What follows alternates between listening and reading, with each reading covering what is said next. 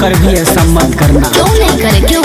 प्यार के बलफ को तो फ्यूज मत करना, मेरे सिवा किसी का तो यूज मत करना। प्यार के बलफ को तो फ्यूज मत करना, मेरे सिवा किसी का तो यूज मत करना। अच्छा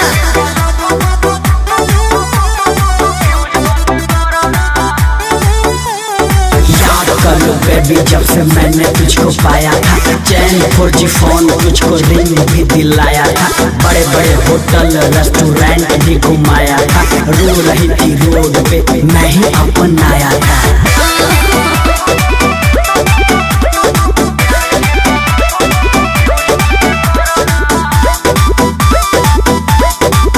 मैं जा रही हूँ अब नहीं आऊंगी, प्यार वाली बिन न बजाऊंगी। मैं जा रही हूँ अब नहीं आऊंगी, प्यार वाली बिन न बजाऊंगी। जो दिए थे सब मांग लिए, एक क्षण नहीं अब रह पाऊंगी।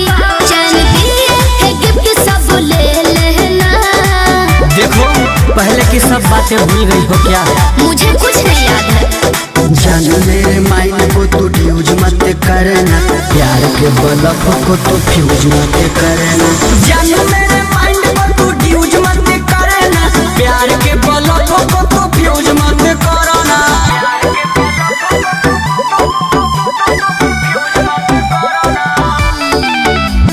चल बेबी आते हैं घूम के बियर बार में, खो जाएंगे हम दोनों एक दूजे के प्यार में। जो चाहिए बोल देना दिल तू अपना खोल के, मैं तो तुझको दे दूंगा जान एक बोल में।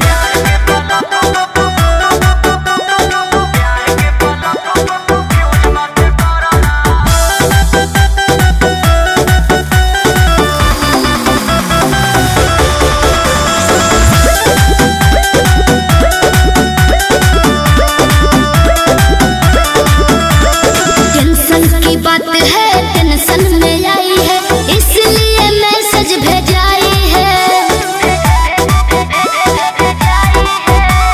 टेंशन की बात है टेंशन में आई है, इसलिए मैसेज भेजाई है। जल्दी से आजा बेटी घर पे तू, मम्मी तो मुझको बुलाई है। चालू कर दो जानू अब लेना देना।